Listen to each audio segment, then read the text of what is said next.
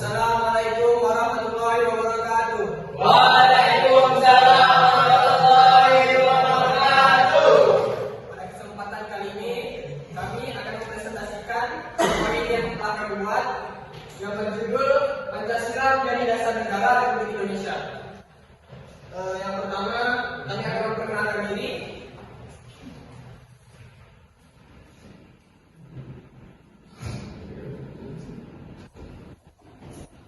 Perkenalkan, nama saya Bayu Mahmudi. Saya Profesor Putra. Saya Bayu Andika. Selanjutnya kita akan masuk ke materi yang pertama, yaitu konsep dan urgensi dasar negara. Secara asal usul,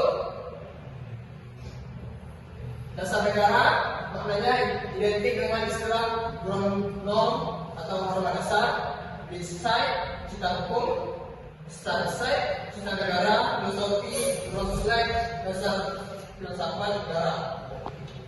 Secara istilah, dasar negara dapat diartikan sebagai dasar dan sumber dalam membentuk dan menyelenggarakan negara serta segala sumber hukum negara. Norma dasar merupakan norma tertinggi yang mendasari kesatuan sistem norma dalam masyarakat yang teratur, termasuk jalannya negara yang sifatnya tidak berubah, seperti yang disampaikan oleh Ustaz ini, Pak Usman dan Alfian pada tahun 1993. Dengan demikian, kedudukan dasar negara berbeda dengan kedudukan peraturan perundang-undangan, karena dasar negara merupakan sumber dari peraturan perundang-undangan. Implikasi dari kedudukan dasar negara ini, maka dasar negara bersifat permanen, sementara peraturan perundang-undangan bersifat fleksibel, dalam arti dapat diubah sesuai dengan tuntunan negara. Selanjutnya, dalam karya yang berjudul Nomoy dari buku Delau, Prato Yusuf pada tahun 2009 berpendapat bahwa suatu negara sebaiknya berdasarkan atas hukum dalam segala hal. Senada dengan Plato, Aristoteles memberikan pandangannya bahwa suatu negara yang baik adalah negara yang diperintahkan oleh konstitusi dan kedaulatan hukum. Sebagai sesuatu ketentuan, peraturan yang mengikat norma hukum memiliki sifat yang berjenjang atau bertingkat. Dengan demikian, dasar negara merupakan suatu norma dasar dalam penyelenggaraan negara yang menjadi sumber dari segala sumber hukum, sekaligus sebagai cita hukum atau prinsip, baik tertulis maupun tidak tertulis. Dalam suatu negara, cita hukum ini akan mengarahkan hukum pada cita-cita bersama dari masyarakatnya. Cita-cita ini mencerminkan kesamaan kepentingan di antara sesama warga masyarakat, yakni prinsip dasar norma hukum yang bertingkat dan berjenjang terwujud dalam Undang-Undang Nomor 12 Tahun 2011 tentang pembentukan peraturan perundang-undangan yang tercantum pada pasal 7 yang menyebutkan jenis dan hierarki peraturan perundang-undangan, yaitu seperti gambar berikut. Yang bawah peraturan paling bawah yaitu peraturan pelaksanaan dan peraturan otonomi dan lain-lain. Setelah itu di atasnya ada undang-undang, lalu tetap MPR, hukum dasar tidak tertulis, kemudian tentang undang-undang dasar 1945 dan pembukaan undang-undang 1945. Selanjutnya akan dilanjutkan oleh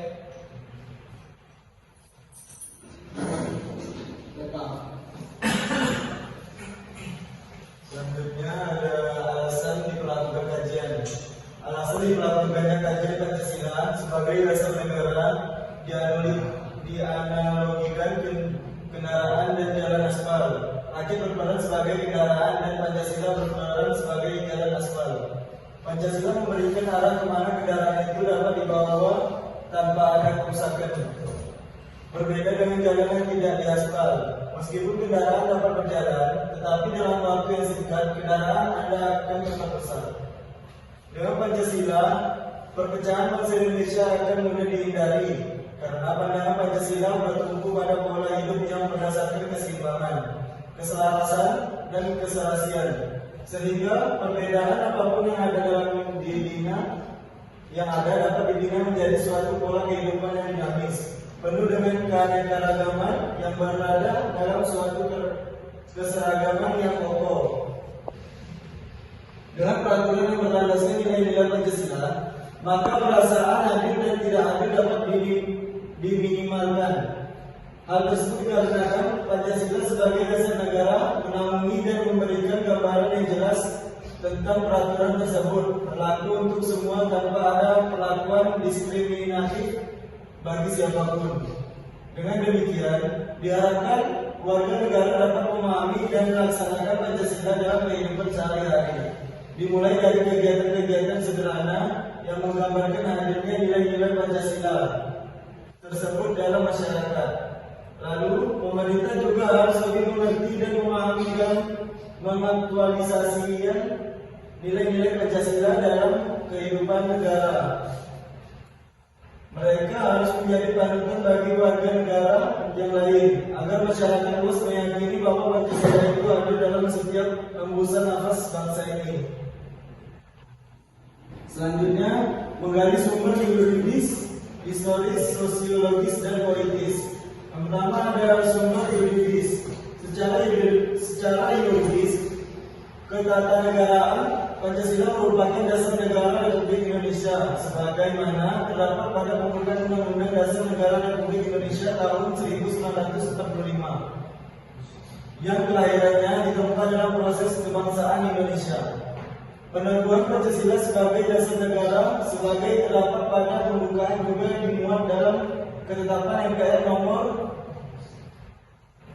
18 MPR 1998 tentang pencabutan Ketetapan MPR nomor 2 MPR 1900 pengamanan Pancasila dan Ketetapan tentang penegasan Pancasila sebagai dasar negara. Selain itu, juga ditegaskan dalam Undang-Undang nomor 12 tahun 2011 tentang pembentukan perundang-undangan. Pancasila merupakan sumber dari segala sumber hukum negara bahwa Pancasila ditetapkan sebagai dasar dan ideologi negara serta sekaligus dasar filosofis bangsa negara. 2. Historis. Dalam sidang yang diselenggarakan untuk mempersiapkan Indonesia Merdeka, Rajiman meminta kepada anggotanya untuk menentukan dasar negara. Sebelumnya, Muhammad Yamin dan Supomo mengungkapkan pandangannya mengenai dasar negara.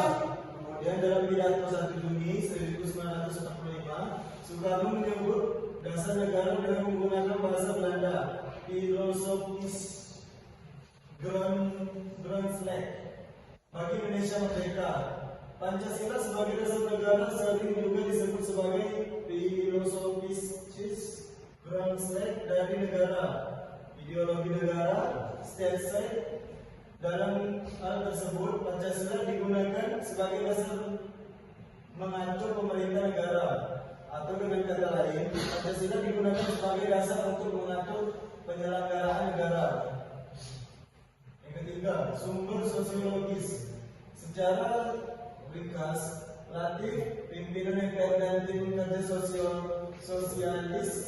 sosialisasi MPR periode 2009 sampai 2013 menguraikan pokok-pokok moralitas dan haluan kebangsaan kenegaraan menurut alam Pancasila sebagai berikut. Pertama, nilai-nilai ketuhanan atau religiusitas sebagai sumber etika dan spiritualitas yang bersifat vertikal transendental dianggap penting sebagai fundamental etika kehidupan bernegara. Kedua, nilai-nilai kemanusiaan universal yang bersumber dari hukum Tuhan, hukum alam, dan sifat-sifat sosial bersifat horizontal dianggap penting 88 sebagai fundamental etika politik kehidupan bernegara dalam pergaulan dunia. Prinsip kebangsaan yang luas mengarah pada persaudaraan dunia yang dikembangkan melalui jalan eksternalisasi dan internalisasi. Ketiga, nilai-nilai etis. Kemanusiaan harus menganggap kuat dalam lingkungan pergaulan kebangsaan yang lebih dekat sebelum menjangkau pergaulan dunia yang lebih jauh. Yang keempat, sumber politis. Mungkin Anda pernah mengkaji ketentuan dalam pasal 1 ayat 2 dan di dalam pasal 36A Jo. Pasal 1 ayat 2 UUD 1945 terkandung makna bahwa Pancasila menjelma menjadi asas dalam sistem demokrasi konstitusional. Konsekuensinya, Pancasila menjadi landasan etik dalam kehidupan politik bangsa Indonesia. Selain itu, bagi warga negara yang berkiprah dalam suprastruktur politik sektor pemerintah, yaitu lembaga-lembaga negara dan lembaga-lembaga pemerintah baik di pusat maupun di daerah. Pancasila merupakan norma hukum dalam memformulasikan dan mengimplementasikan kebijakan publik yang menyangkut hajat hidup orang banyak. Di sisi lain, bagi setiap warga negara yang berkiprah dalam infrastruktur politik atau sektor masyarakat seperti organisasi masyarakat, partai politik, dan media sosial, media massa. Selanjutnya dilanjutkan oleh Pak Yudhika. Oke, selanjutnya membangun argumen tentang dinamika dan tentang Pancasila sebagai dasar negara. Yang pertama, argumen tentang dinamika Pancasila. Pancasila sebagai dasar negara lahir dan berkembang melalui suatu proses yang cukup panjang. Pada mulanya, adat istiadat dan agama menjadi kekuatan yang membentuk adanya pandangan hidup. Setelah Soekarno menggali kembali nilai-nilai luhur budaya Indonesia pada 1 Juni 1945, barulah Pancasila disuarakan menjadi dasar negara yang diresmikan pada 18 Agustus 1945. Dengan dimasukkannya sila-sila Pancasila dalam pembentukan Undang-Undang Dasar Negara Republik Indonesia tahun 1945, setelah dilaksanakan Dekret Presiden, Indonesia kembali diganggu dengan munculnya paham lain. Pada saat itu, sistem demokrasi liberal ditinggalkan. Perdebatan tentang dasar negara, konstitusi, berarti dan kedudukan Pancasila diperkuat. Tetapi keadaan tersebut dimanfaatkan oleh mereka yang menghendaki berkembangnya paham haluan kiri. Yang kedua, argumen tentang tantangan terhadap Pancasila. Pada era globalisasi dewasa ini, banyak hal yang akan merusak mental dan intelektual Pancasila yang menjadi kebanggaan bangsa dan negara Indonesia. Dengan demikian, Indonesia perlu waspada dan berupaya agar ketahanan mental ideologi bangsa Indonesia tidak tergerus.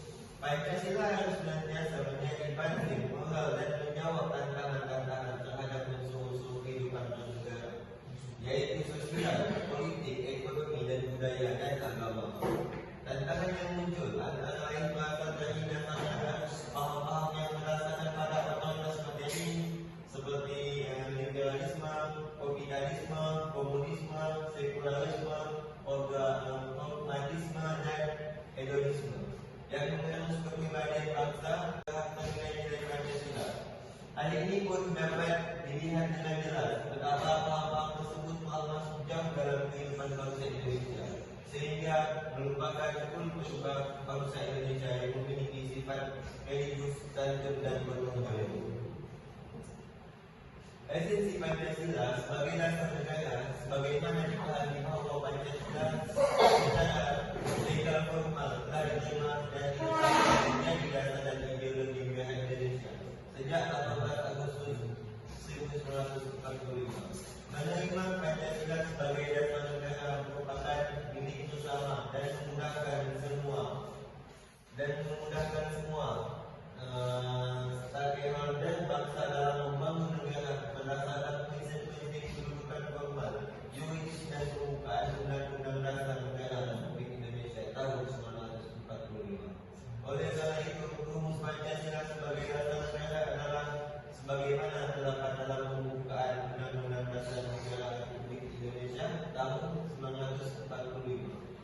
urusan Pancasila yang dipakai pembukaan secara jelas merupakan perubahan secara tidak sah atau pembukaan Undang-Undang Dasar Negara Republik Indonesia tahun 1945. Urgensi Pancasila sebagai dasar negara untuk memahami urgensi Pancasila sebagai dasar negara dapat menggunakan dua pendekatan, yaitu institusional atau kelembagaan dan human resources atau personal atau sumber daya manusia.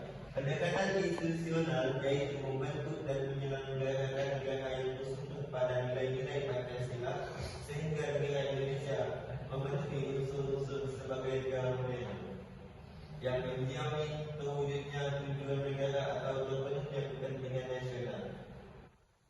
Yang bermuara pada terwujudnya masyarakat adil dan makmur. Sementara human resources terletak pada dua aspek, yaitu masyarakat pemegang jabatan dalam pemerintahan atau aparatur negara yang melaksanakan nilai Pancasila secara murni dan konsisten di dalam pemenuhan tugas dan tanggung jawab, sehingga formulasi kebijakan negara akan menghasilkan kebijakan yang menjawabkan kepentingan rakyat. Oke, itulah presentasi kami dan kami akan mempersilakan untuk teman-teman mempertanyakan. Oke, untuk teman-teman silakan untuk bertanya. Saudara Ferry silakan. Tadi ada membahas yuridis tentang praktik demokrasi Indonesia. Pertanyaannya, mengapa Pancasila perlu diaktualisasikan dalam praktik demokrasi di Indonesia? Udah? Oke, terima kasih. Yang lainnya ada yang mau bertanya lagi? Oke, Mbak Tia. Saya ingin bertanya, apa dampaknya jika Pancasila tidak dijadikan sebagai dasar dalam penyusunan kebijakan negara? Sudah? Oke. Selanjutnya ada lagi? Last pertanyaan. Ayo dong. Jason. Mungkin boleh dijawab dulu Bang pertanyaannya tadi Bang. Lebih enaknya langsung dipertanyakan semua ya Bang, soalnya udah dicatat oleh teman saya.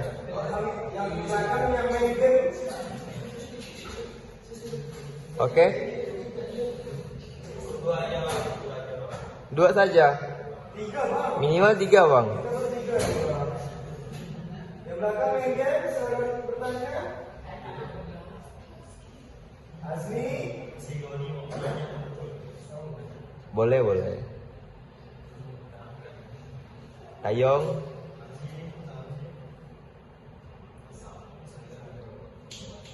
Oke, kalau cuma 2, izinkan kami menjawabnya. Terima kasih. Oke, kali ini saya akan menjawab pertanyaan dari Ferdi, yaitu dalam sumber yuridis membahas tentang praktik berdemokrasi di Indonesia, mengapa Pancasila perlu diaktualisasikan dalam praktik berdemokrasi di Indonesia? Jawabannya yaitu Pancasila perlu diaktualisasikan agar praktik demokrasi di Indonesia tidak kehilangan arah serta dapat meredam konflik yang tidak produktif. Aktualisasi ini penting untuk menjaga keutuhan dan harmoni dalam kehidupan berbangsa dan bernegara. Baik, apakah sudah jelas tadi? Jelas. Oke, terima kasih pertanyaannya. Selanjutnya pertanyaan kedua, yaitu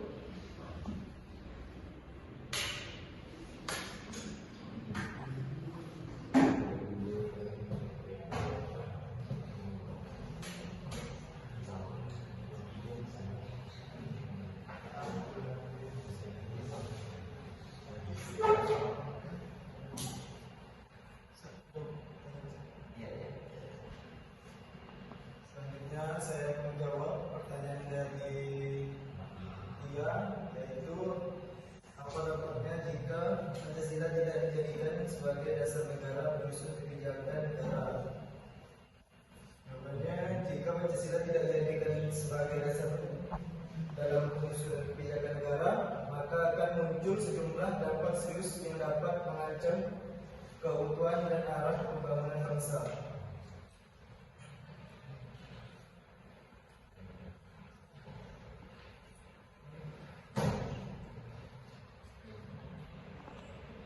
Hilangnya arah dan identitas kebijakan meningkatkan kehidupan sosial dan ekonomi, melemahkan kesatuan bangsa, terkikisnya nilai demokrasi dan musyawarah, terbukanya ruang bagi ideologi yang bertentangan dengan Pancasila. Oke, sekian dari kelompok kami. Assalamualaikum warahmatullahi wabarakatuh.